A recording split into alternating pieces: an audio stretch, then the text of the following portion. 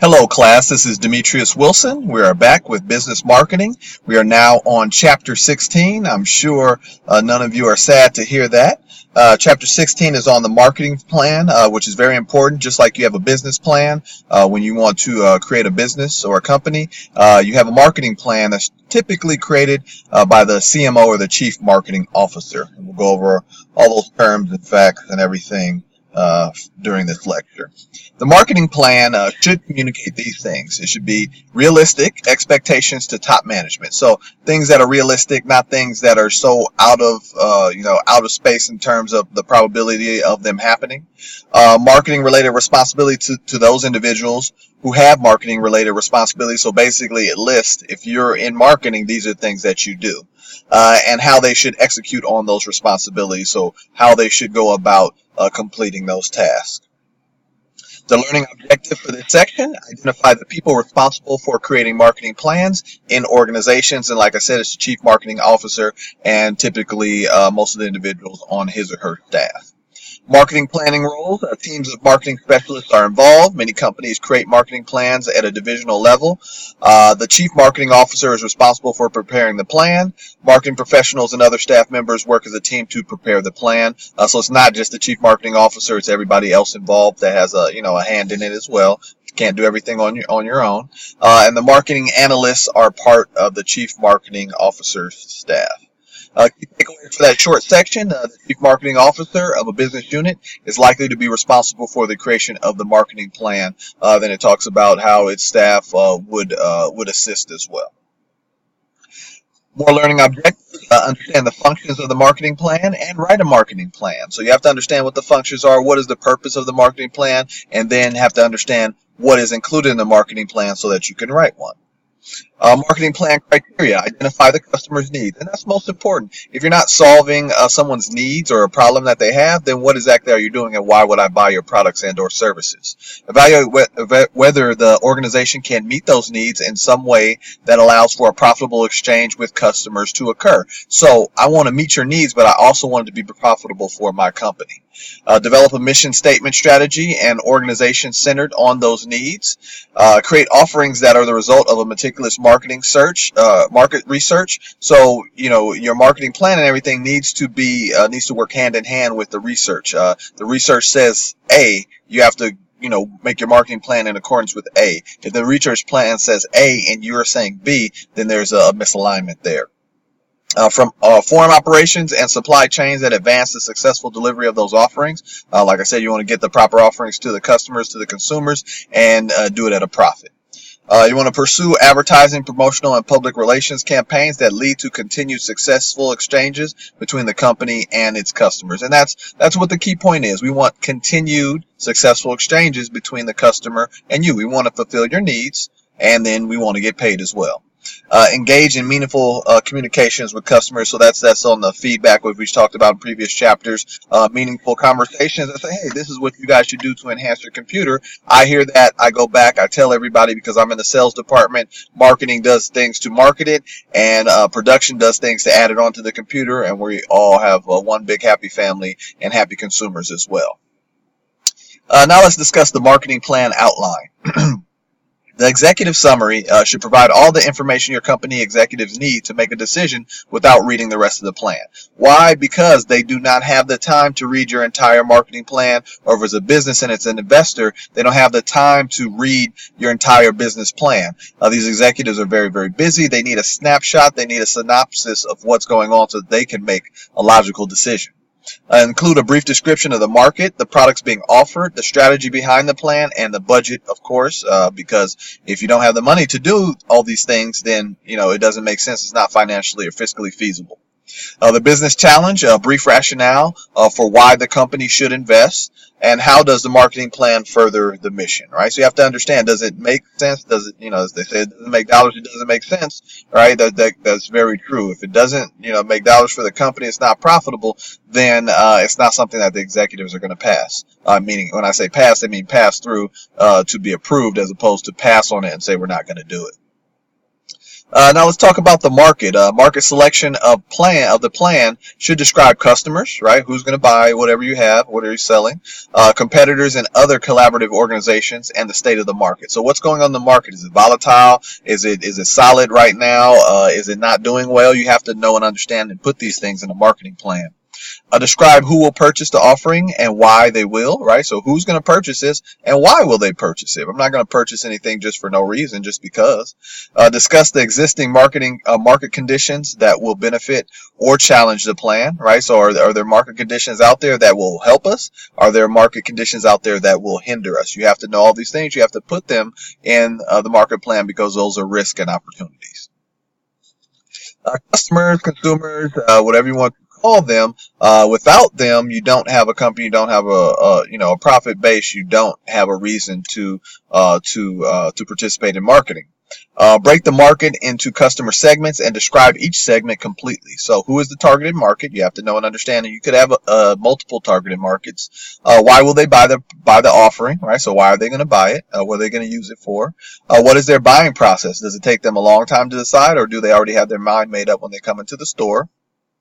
Some of that probably depends on how much it costs. Which of their needs does the offering meet, right? So if it's a car, the need is I need a car to go back and forth to work.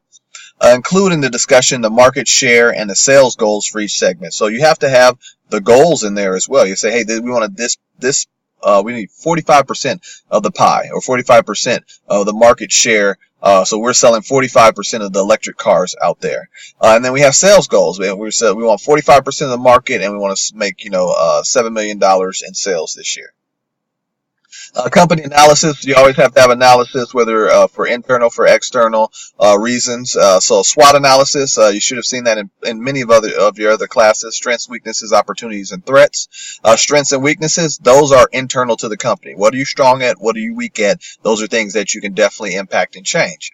Opportunities and threats are external to the company. You can't always affect those. You can affect them somewhat, but you can't always affect everything pertaining to opportunities and threats. Opportunities are good, make our profit and our revenue value go up.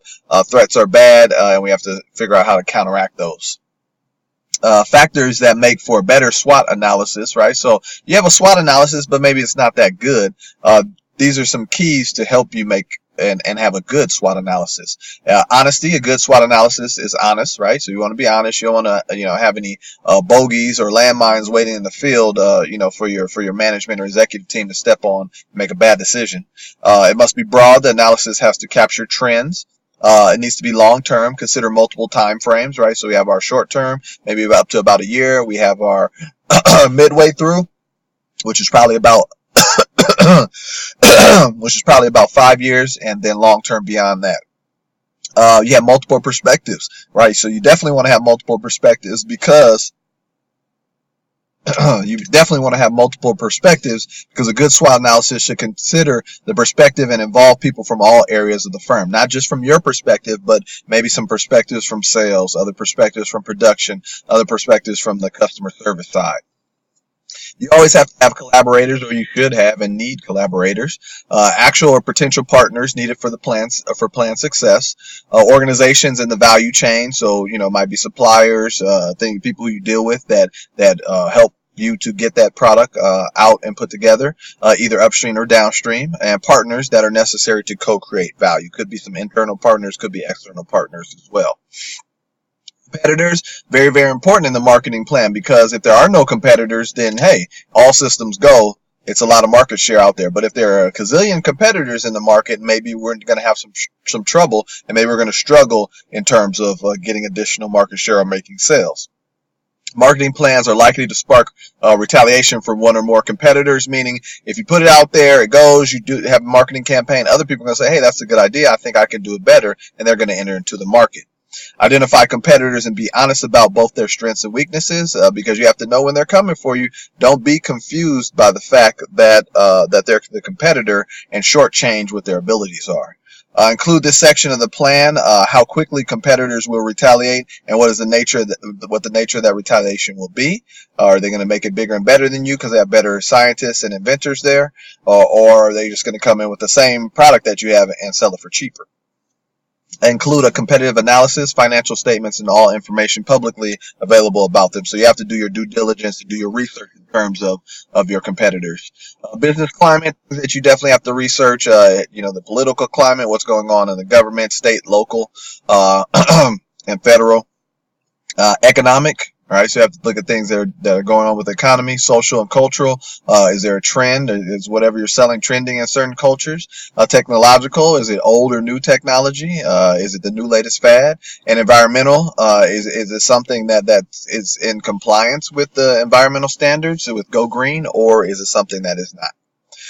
Budget, very, very important. If you don't have money to get these things completed, then you don't have a solution, you don't have a product, you don't have a service, you don't have a business. Covers all the resources, covers the investment required, marketing funds needed, includes inventory costs, costs to provide customer support services like customer service, client service, things of that nature, forecast the product sales and profits. So you're going to forecast how much we're going to sell, how much profit we're going to make, and you also need to forecast how much we're going to lose. How many clients are we going to lose? Is definitely something that needs to be in there as well. And projections should include timelines, of course. Things need to be, like you talk about SMART goals, they need to be time specific. Components of strategy, you have to think about your distribution. Is it all, you have a company and UPS delivers everything for you, or do you farm it out to UPS? And FedEx and everybody else. Communication plan, what are you communicating out there? Just like a marketing plan, which communication plan is smaller. It's a part of it, but you have to have a communication plan to ensure that you are, relaying the proper information. And the offering is, whatever you're offering to consumers. Conclusion, you want to repeat the highlights, right? Of course. You want to go back. You've talked about the highlights, but now we want to go back. We want to repeat them so that it sticks in the executive's minds. Summarize the target market, describe the product, discuss the communication plan. What's our plan? How are we going to get it out there in terms of, the volume of what we're communicating and the quality as well. Reasons why this plan is the best choice. So you want to make sure that they're secure and understanding that this is the best choice. I feel pretty good about it. Let's move forward, as opposed to, I'm not so sure Demetrius's presentation stunk. We're not going to go this direction. Marketing plans, these more key takeaways as always. Read these, big chunk right here, help you on your quiz. Marketing plans executive summary should include a brief summary of the market, the product to be offered, the strategy behind the plan, and the budget, as well as any other important information. You want to make sure that that's in the executive summary so that they see it, in case they just read the executive summary. Might have people that read it all, but you have to have everything there ready and available for them. The budget section of the marketing plan covers all the resources such as new personnel, new equipment, new locations, and so forth, right? So we need to pay for new people, need to pay for new buildings, need to pay for new product, things of that nature. All needs to be inclusive in the budget. More learning objectives. List the steps in the forecasting process. Identify types of forecasting methods and their advantages and disadvantages. So, always different ways to do it. Just depends on what's best is what's best for your business. So for business A, it might not be the same for business B in terms of forecasting. Discuss the methods used to improve accuracy of forecast. Forecasting factors. So accuracy is important when it comes to forecast because overestimating demand increases inventory costs. So if you say we're going to sell 500,000 and we only sell 300,000, now we're housing 200,000 worth of product, that's going to cost us money. Underestimating leads to lost sales and profits. So if I say we're going to sell 500,000, we end up having 600,000 people who want to buy, then we just missed out on 100,000 worth of sales, 100,000 units. Forecasting is a complex process. Definitely agree with that. Do work with forecasting in my current position. Qualitative techniques and quantitative techniques. Remember, qualitative is do you feel somewhat comfortable, not comfortable at all, very comfortable. Those are qualitative the ways to look at certain things. And then you have quantitative techniques. That's 1, 2, 3, 4, 5, 6. Anything that you can that you can quantify like a number. Forecasting methods. So you have judgment techniques, include customer surveys, expert opinions, and estimates by salespeople. None of which are ever going to be accurate. Anything that we say in terms of forecasting, because if you wanted 100,000% accurate, then you need a crystal ball. Time series techniques. So you have your trend analysis. What happened last year plus 10%, maybe what we do, or what happened last year minus 20%. Estimating future sales based on data from past sales. Correlational analysis estimates sales based on the trends of other variables, right? So sales is going to come in and say, hey, this is what we estimate. Response models based on how many or how customers have responded in the past to marketing strategies, right? If they always have a favorable response, they would have a favorable response this time as well.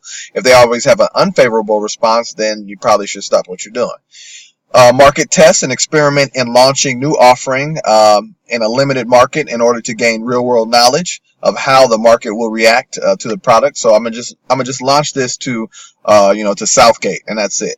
And let's see how Southgate reacts to it. If they react well, then I'm going to launch it to the state of California. Then I'm going to launch it to all of the West Coast. Then I'm going to launch it to the entire United States. So you go through your different levels. And if you look at companies, there are a lot of them out there that may be in one state and everybody loves them, but maybe they just haven't made their way to California. Like Steak and Shake. There are two Steak and Shakes here. It's one in Santa Monica, one in Victorville. But if you go to the Midwest, Steak and Shake is held in more high regard than In-N-Out is out here.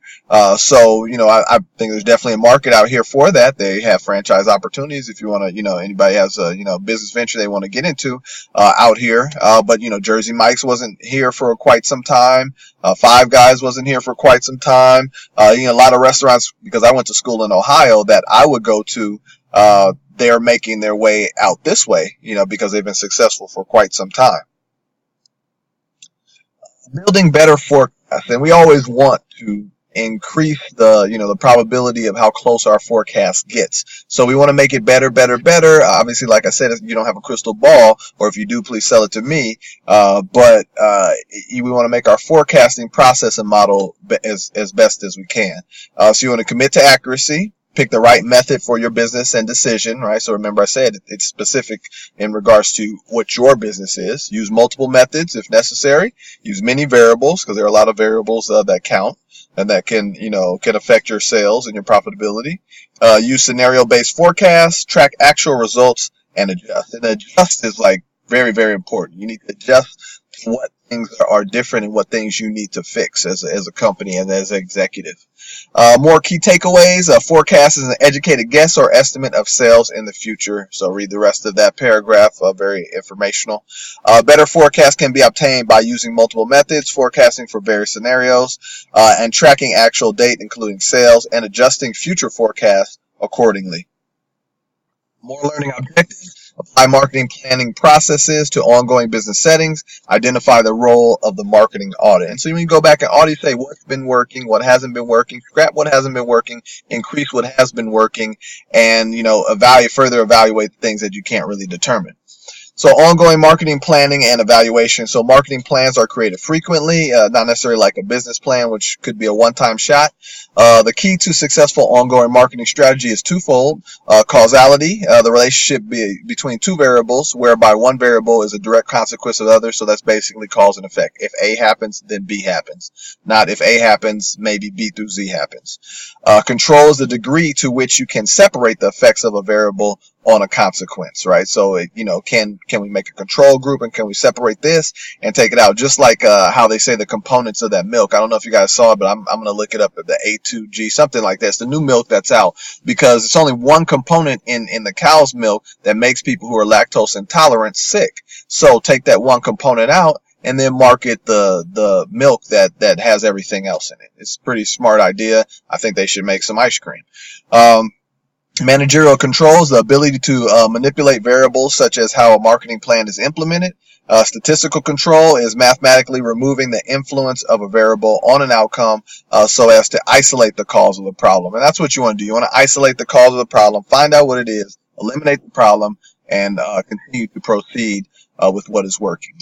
Marketing audit is a snapshot of the state of a company's marketing strategies as they are actually implemented, used as an examination of all the company's marketing activities. So let's check out and see what's working, what's not working, and let's reevaluate, and then let's put our plan into action. Fidelity, the degree to which a plan is being implemented. So are we at 100%? Like, hey, it's going smoothly, we implemented it already, or are we at 95% for due to different variables?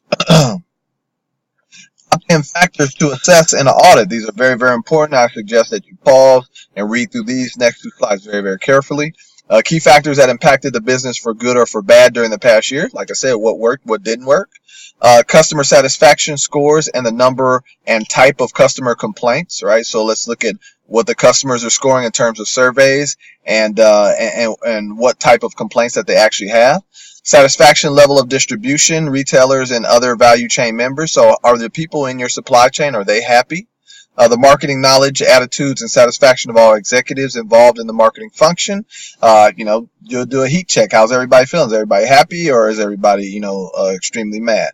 The extent to which the marketing program was marketed internally and bought into. That means everybody bought in. We're all in. We support it. Let's go. Or are people like, hey, I don't really support your idea, by top managers and non-marketing executives. Did the offering meet the customer's needs as expected, and was the offering competitive advantage defensible, right? So did it meet, did it do what you needed to do, consumer, and was our competitive advantage, was it something that's kind of stood out? The performance of the organization's advertising, promotion, sales, marketing, and research programs with an emphasis on their return on the money invested in them, right? So I invested $600,000 in marketing in terms of our promotion. What do we get back from that? I invested $400,000 in terms of advertising. What do we get back from that? I invested $300,000 in terms of salary that I paid to sales. What did we get back from that? Always looking at our return on investment. Whether the marketing plan achieved its stated financial and non-financial goals, right? So did we make as much money as we wanted to? And did we also keep all of our customers happy? That could be a non-financial goal. Whether the individual elements marketing plans achieved their stated financial and non-financial goals, right? So then you break it up in chunks. So as a whole, did we get it right? We did. Now let's look at all the different departments. Let's find out where the problem is, isolate it, fix it. The current value of the brand and customers' equity for each brand in the product portfolio. Last key takeaways for the class for chapter 16 for this 9-week session. The key to a successful ongoing marketing strategy is twofold: understand causality, remember I said cause and effect, and good marketing plan execution. So read the rest of that key takeaway. That's it. Make sure that you have taken all of your quizzes. Make sure that you've completed all of your assignments. Make sure that you've taken all of your tests before you, ride off into the sunset and say, I just need a break until the next classes. But if you need any help with anything or you miss something, just feel free to email me. I'll work with you on that. But I must say, it's been a pleasure. On to chapter 16. Always goes by very, very fast for me. You guys continue to do a good job and excel in terms of your results, and that's a great thing. So as always, have a good day, a great week. I've enjoyed all of you this semester. Thank you.